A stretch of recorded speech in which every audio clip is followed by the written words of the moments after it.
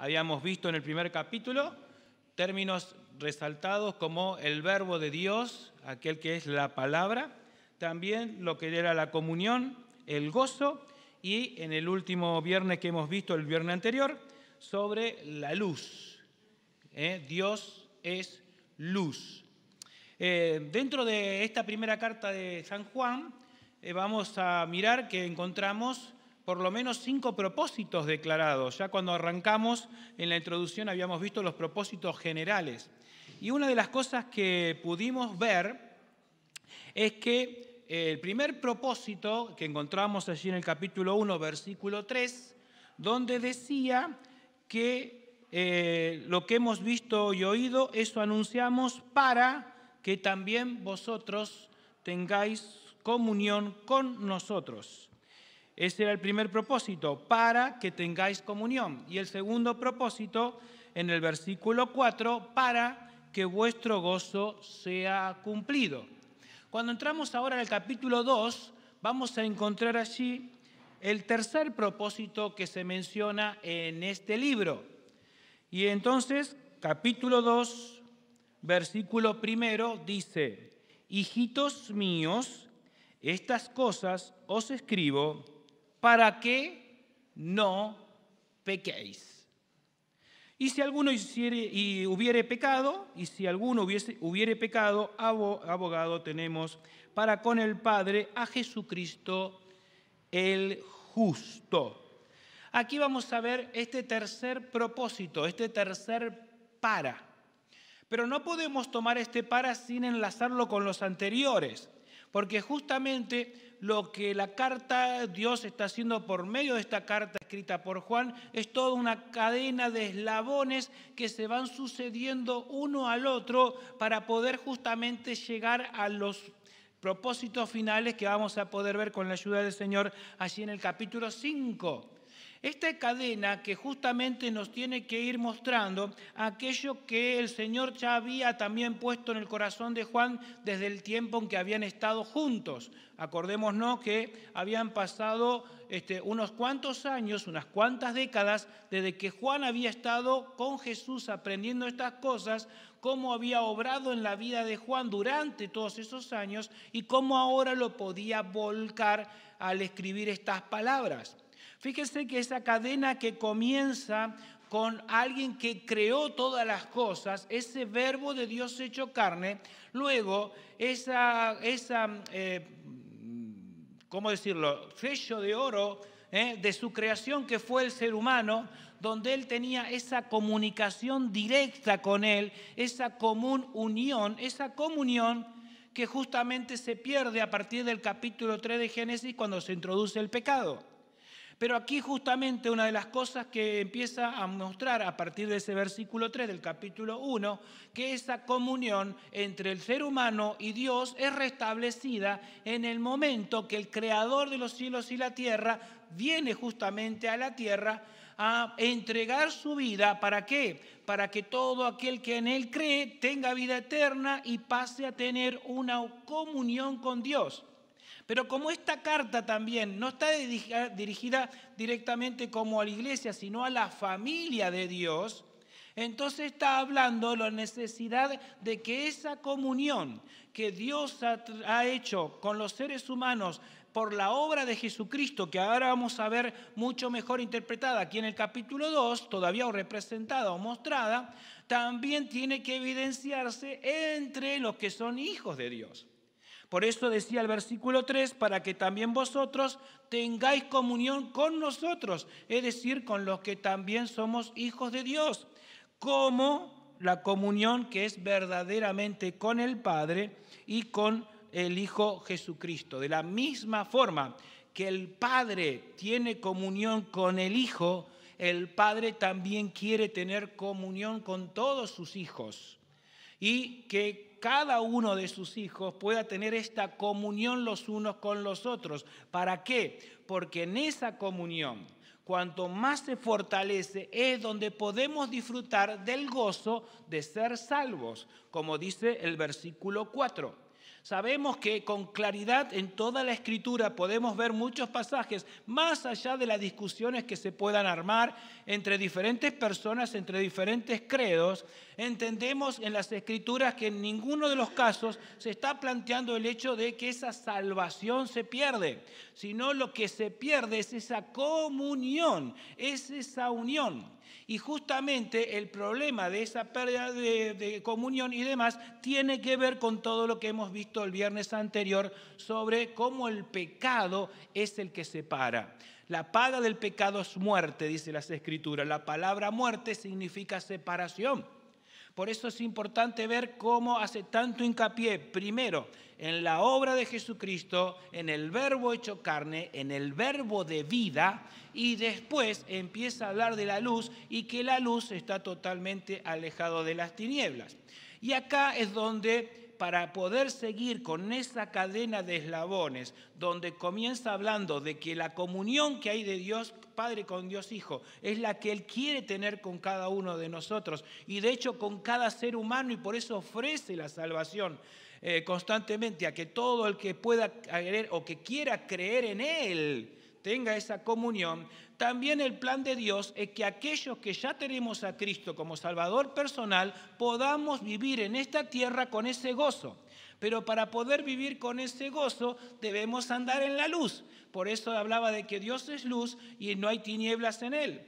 Y también hablaba en el versículo 9 especialmente, donde dice que si confesamos nuestros pecados, Él es fiel y justo para perdonar nuestros pecados y limpiarnos de toda maldad.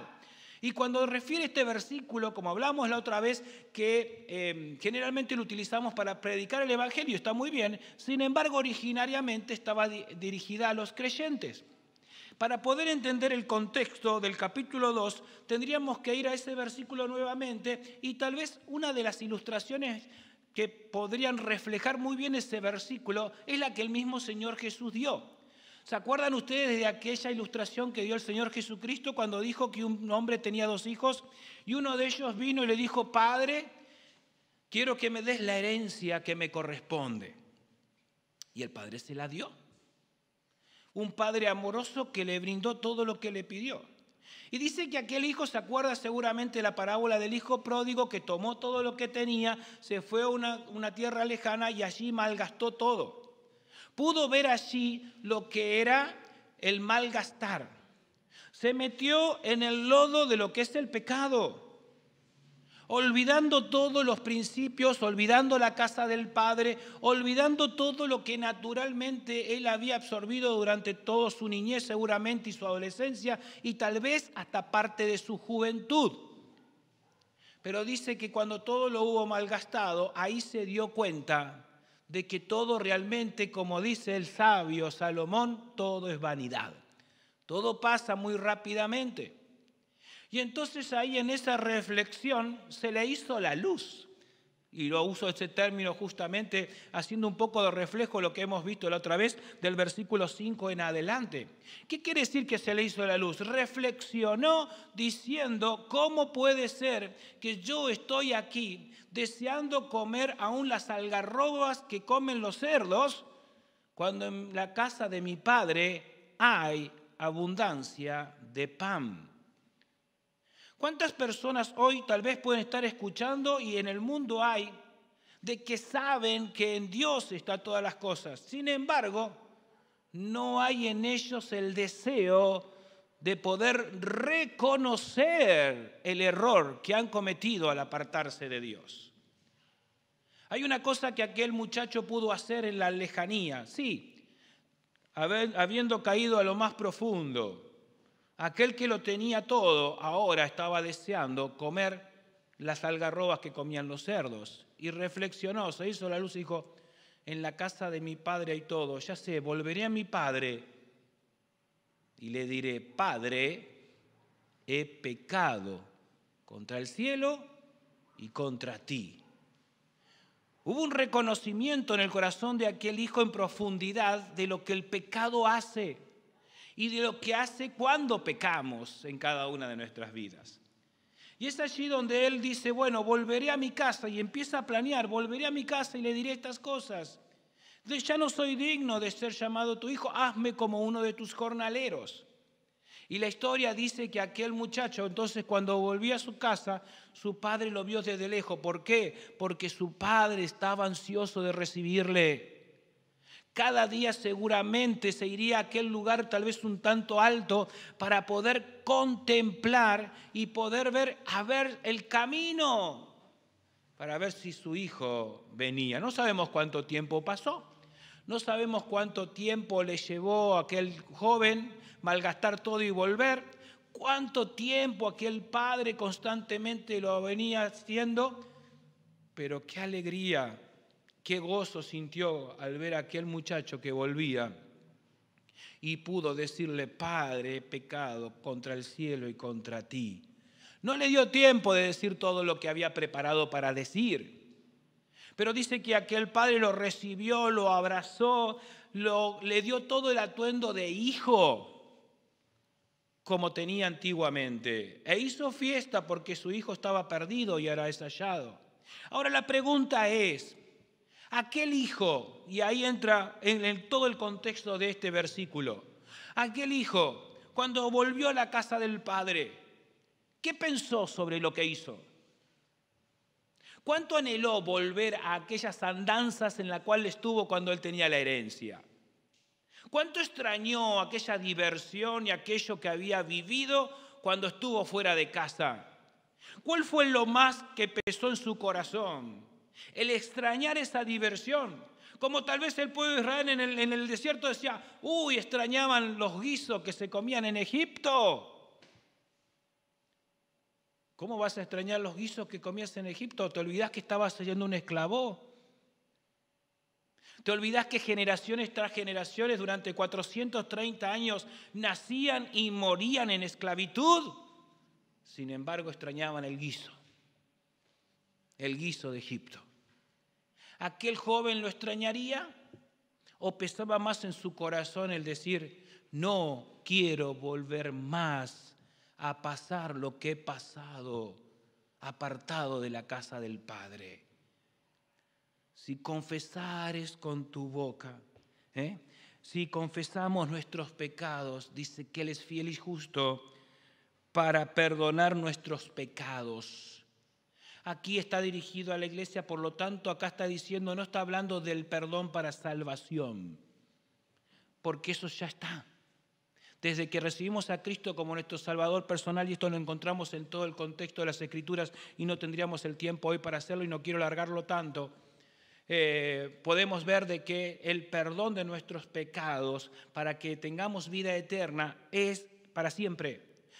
Cuando recibimos a Cristo como Salvador personal, Dios perdona todos nuestros pecados pasados, pero también los presentes y los futuros. Es la única forma de que podamos tener vida eterna, si no estaría nuestra vida condicionalmente eterna.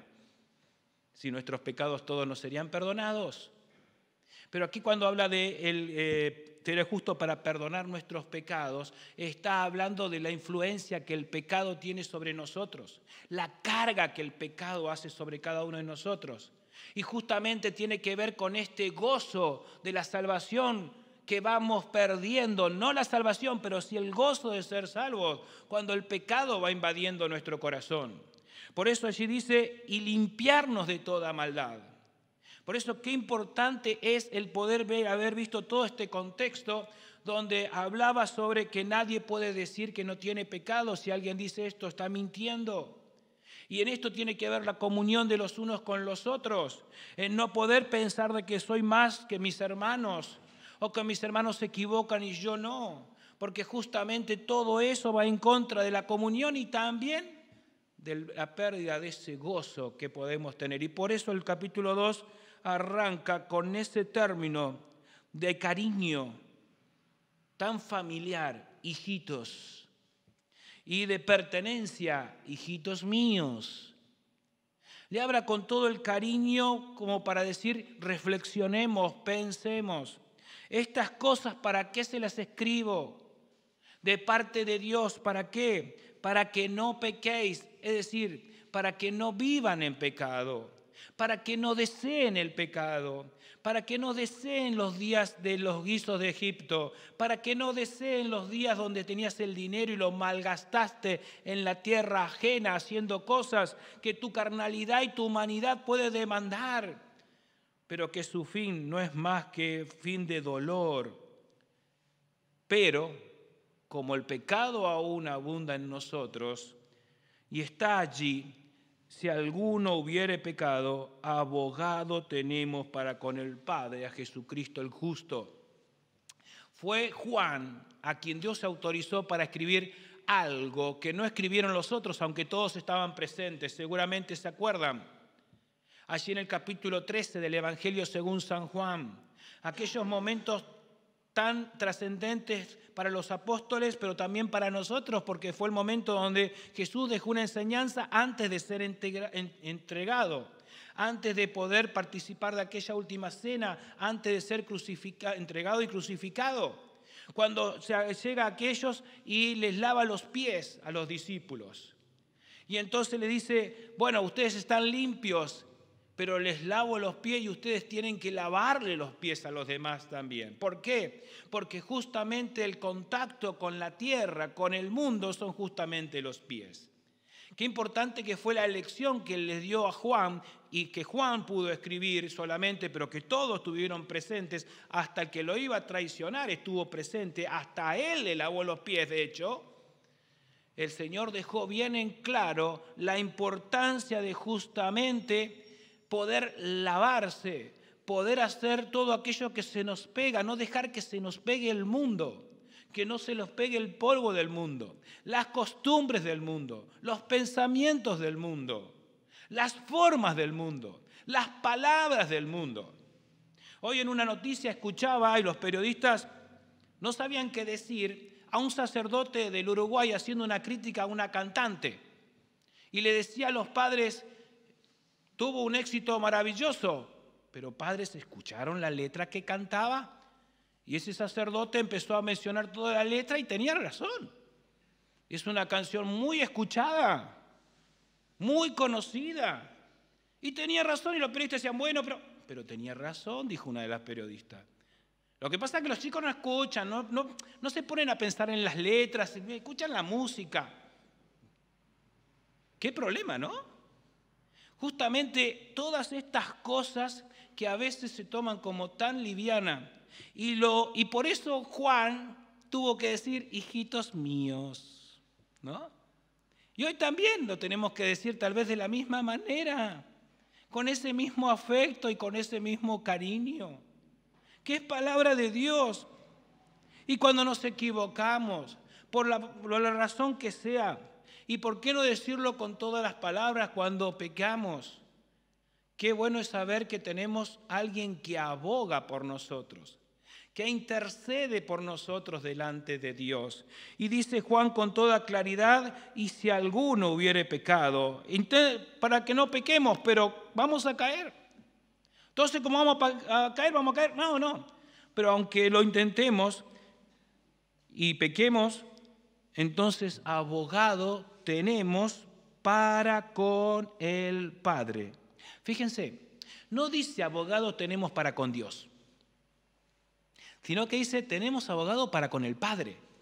Es decir, sin perder esta familiaridad, sin perder que Dios sigue siendo aún nuestro Padre. ¿Por qué? Porque tenemos un abogado delante del Padre que es Jesucristo el justo, y por Él, dice el versículo 2, y Él es la propiciación por nuestros pecados, y no solamente por los nuestros, sino también por los de todo el mundo. Entonces, en primer lugar, en este versículo vemos que no podemos decir jamás, porque todo el mundo lo hace. Ni tampoco acusar al que lo hace, porque Jesús también es la propiciación por ellos. Y cuando habla por todo el mundo, no dice simplemente por el mundo, por los pecadores, sino por todos los que son pecadores, también los hijos de Dios, también mis hermanos y por supuesto también por mí. Pero qué impresionante poder detenernos entonces cuando dice allí que Él es la propiciación. ¿Qué es la propiciación? Y seguramente hay un versículo que tantas veces hemos leído, pero que con toda claridad y hermosamente nos ilustra esto, ¿no?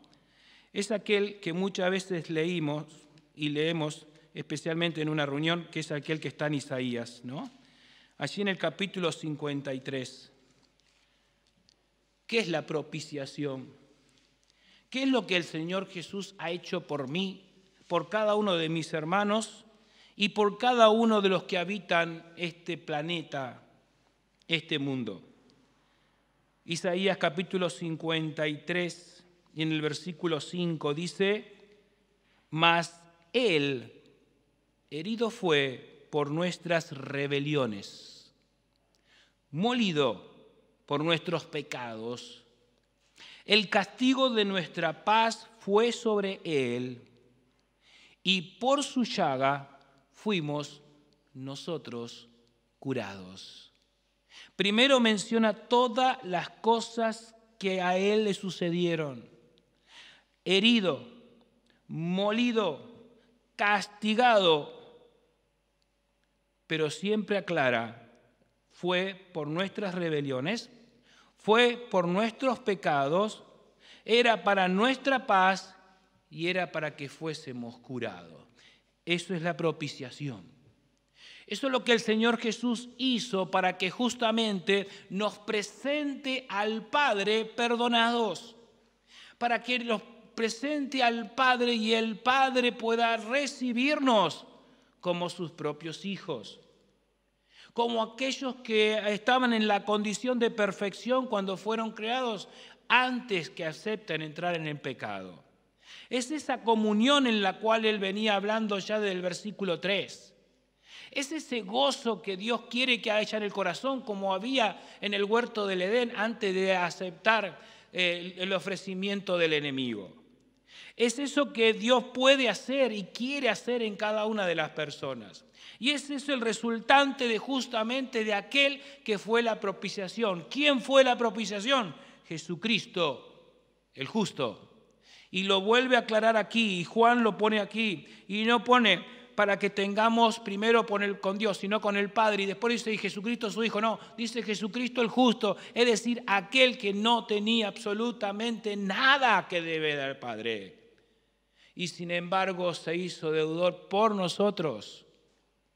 Él que era limpio, sin pecado, se hizo pecado, no pecó, se hizo pecado por cada uno de nosotros. Qué maravilloso entonces es esto de poder entender que el plan de Dios entonces desde el comienzo ha sido que el hombre esté, el hijo, que no seamos simplemente creación de Dios, sino hijos de Dios, pero nos hemos apartado y Cristo entonces ha sido la propiciación. Dios ha sido propicio para nosotros en la persona de Jesucristo. Él fue quien cargó sobre sí todo el pecado para que nosotros podamos ser recibidos delante de Dios. Y por eso dice: y es la propiciación por nuestros pecados, pero también por los de todo el mundo. Él fue herido. Y este pasaje que fue escrito 700 años antes de que se cumpliese en la obra de Jesucristo. Pero qué maravilloso es que cuando Isaías lo escribe, habla en pasado. Y faltaban 700 años. Esto sigue demostrando que en los tiempos de Dios todo estaba concretado desde antes de llevarlo a cabo. Todo estaba dentro de ese plan. No era una posibilidad de que esto sucediera, sino que era un plan que ya Dios tenía en marcha y que Dios había puesto en marcha. Y como dicen las Escrituras, aún desde antes de la fundación del mundo. Mas Él herido fue por nuestras rebeliones, fue molido por nuestros pecados y el castigo de nuestra paz fue sobre Él. Y por su llaga fuimos nosotros curados. Versículo 3, y en esto sabemos que nosotros le conocemos si guardamos sus mandamientos. Es decir, ¿qué busca Dios del ser humano? ¿Cuántos hay que desconfían de la persona de Dios? Claro, el ser humano en su maldad cuando da algo, generalmente espera algo. Y si lo hace todavía en su maldad, algo por interés. ¿Cuántos hay en el mundo que tienen grandes fundaciones? Y uno dice, qué bien, ¿cómo ayudan? Pero esas fundaciones no son más que para tapar la maldad y el desastre que hacen.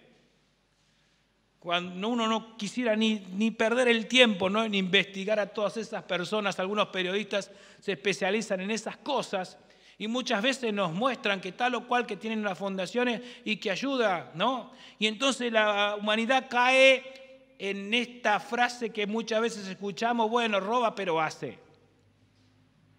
Estafa pero nos ayuda. Arruina a todos los chicos del barrio con la droga pero asfaltó las calles.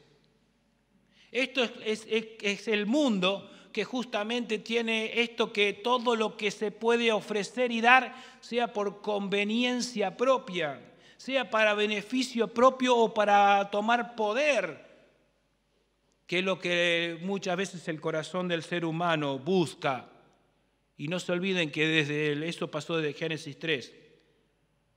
Satanás no la convencía a Eva hasta que le dijo, vas a ser como Dios sabiendo todas las cosas. Ups, eso me gustó, ser como Dios. Y ahí es donde Satanás utilizó ese método y lo sigue utilizando y le sigue resultando. Pero ¿qué quiere realmente Dios? ¿Quiere realmente que el ser humano sea un esclavo o todo lo contrario? Es justamente lo que el diablo ha trabajado y justamente Juan ha tenido que trabajar durante todas esas décadas en su corazón para tratar de expresarlo de la mejor manera.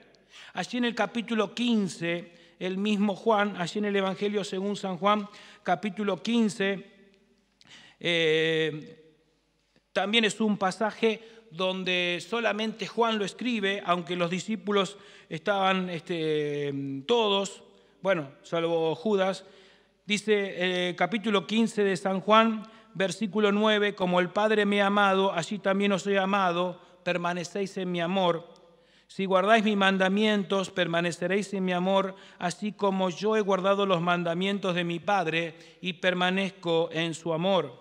Estas cosas os he hablado para que mi gozo esté en vosotros y vuestro gozo sea cumplido. Este es mi mandamiento, que os améis unos a otros como yo os he amado. Y por supuesto después el Señor Jesucristo dio el ejemplo, ¿no? Nadie tiene mayor amor que que uno ponga la vida por sus amigos. Y vosotros sois mis amigos si hacéis lo que yo os mando. Y ya no os llamaré siervos, porque el siervo no sabe lo que hace su Señor. Pero os he llamado amigo, porque todas las cosas que oí de mi Padre os las he dado a conocer, y no me elegisteis vosotros a mí, sino que yo os elegí a vosotros y os puesto para que vayáis y llevéis fruto y vuestro fruto permanezca, para que todo lo que pidiereis al Padre en mi nombre, Él los dé. Estos mando que os améis unos a otros. Y continúa el pasaje que después pueden seguir leyendo en su casa. El que dice yo le conozco y no guarda sus mandamientos. Justamente vuelve a redondear la idea de familia. Hijitos míos, cuidado, no pequéis, pero cuidado también, ¿por qué? Porque guardar sus mandamientos. El que dice yo le conozco, dice, y en esto sabemos, versículo 3 otra vez, y en esto sabemos que nosotros le conocemos y guardamos sus mandamientos.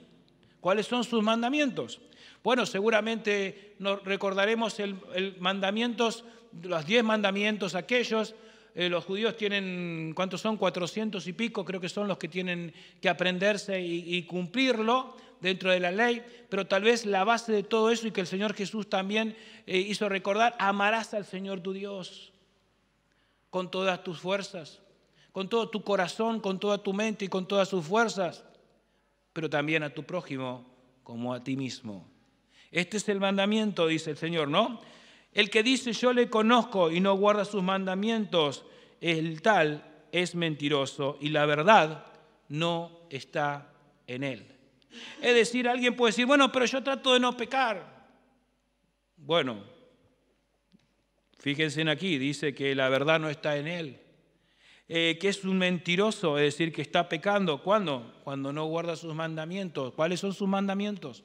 La importancia de conocer cuáles son los mandamientos de Dios. Y el versículo 5 y 6 para terminar, pero el que guarda su palabra, en este verdaderamente el amor de Dios se ha perfeccionado. Por esto sabemos que estamos en Él. Y el que dice que permanece en Él debe andar como Él anduvo. Es decir, este es el desafío que arranca. Fíjense en que este pasaje arrancó con ese cariño, hijitos míos. Les he hablado ¿para qué? Para que no pequen. ¿Cómo termina? Diciendo que el que permanece en Él no debe andar como Él anduvo.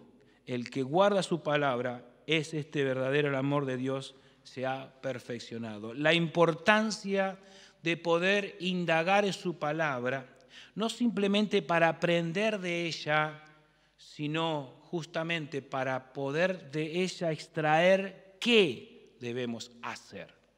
No solo qué debemos aprender, sino qué debemos hacer.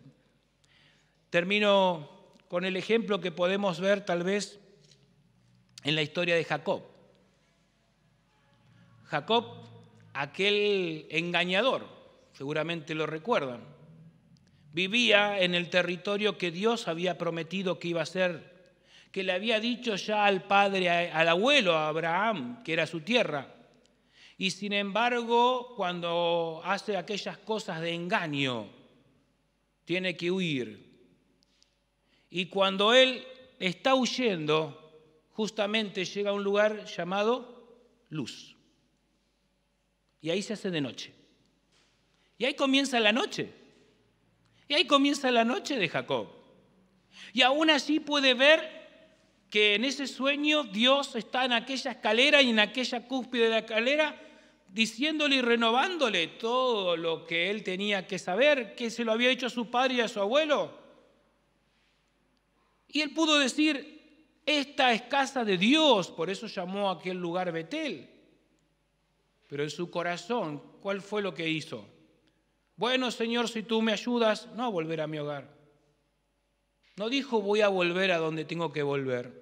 No voy a volver a la tierra prometida, más allá de lo que tenía que arreglar en su casa, porque había un perdón que pedir de primera y esperar qué reacción tenía su hermano, ¿no? Sin embargo, su promesa fue, si me ayudas a continuar el camino, si no me falta comida, si no me falta vestido y si me ayudas en alguna oportunidad a volver, tú serás mi Dios. Y fueron 20 años donde vivió del engaño, siendo engañado y engañados. ¿Hasta qué? Hasta que volvió a escuchar la voz de Dios y volvió y estuvo aquella noche luchando con el mismo Dios. Y esa noche que comenzó en aquel lugar de luz con aquel sueño, se terminó en aquel amanecer, donde aferrado a los pies de Dios, Dios Hijo, le dijo, Señor, no te voy a dejar ir si no me bendices. Y como él pudo expresar allí en el libro de Génesis, ese día tuvo paz su alma. Ese día volvió a la luz. Ese día volvió a la tierra de luz. Ese día pudo volver a la casa de Dios. Qué lección que nos da esto para nuestras vidas, en que podamos permanecer en la luz. Y justamente el mayor problema que tuvo Jacob fue con su hermano. Qué importante es que podamos valorar esto, queridos hermanos, los unos a los otros en cuanto dependa de nosotros, dice el apóstol, que estemos bien con todos. Porque justamente es la base de la comunión. No pienses que vas a estar bien con Dios si estás mal con tu hermano. No pienses que estás siguiendo a Dios si no guardas sus mandamientos. Y justamente el fundamental nos habla de amar a Dios, pero amar a nuestros hermanos como a nosotros mismos. El Señor nos bendiga entonces para que podamos escuchar de Él mismo esta palabra con cariño, hijito. Y todavía, hijito mío. Porque Dios sigue siendo nuestro Padre. Aquel hombre que se fue de su casa, el hijo pródigo, su padre siguió siendo su padre. Y Dios siguió siendo el Dios de Jacob. Pero ¿cuándo volvió la luz? Cuando se aferró a los pies de Dios y Dios lo guió. Que el Señor nos bendiga y que Él siga añadiendo a su palabra tantas cosas maravillosas que quiera, pero sobre todo que vaya cumpliendo sus propósitos en nosotros, para que vuestra comunión con nosotros sea como la del Padre con el Hijo, para que vuestro gozo sea cumplido y para que no pequéis. Pero si pecáis, abogado tenemos en nuestro Señor. Que Dios nos bendiga.